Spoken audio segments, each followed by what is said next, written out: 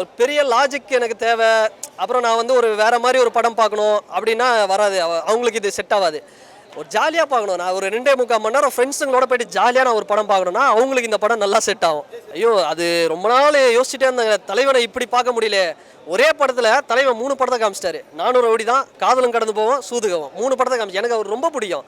என்ன நீ என்ன பிரபாஸ், நீ என்ன அல்லு அர்ஜுன், நீ எல்லாம் பெரிய ஸ்டாரா? யஷ் உங்களை விட பெரிய ஸ்டார். ஒரு மனுஷன் இவ்வளோ உயரத்துக்கு போனதுக்கு அப்புறமும் இன்னமும் அவர் ஃப்ரெண்டு யாருன்னா அப்போ இருந்தவங்க 20 வருஷம் முன்னாடி இருந்தவங்கள கூட படம் நான் பண்ண போகிற மச்சா இவ்வளோ தான் பேமெண்ட்னா வந்து நடிச்சு கொடுத்துருவாரு.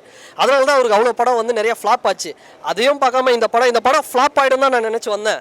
செம்மையாக இருக்கு. 2.25 மணி நேரம் தலைவனை முன்னாடி நம்ம எப்படி பார்த்தோமோ தலைவனோட லவ் ஆக்ஷனு எல்லாமே இருந்தது. சேதுபதியில் ஒரு ஆக்ஷன் பண்ணியிருப்பார் போலீஸ் யூனிஃபார்ம் போட்டு.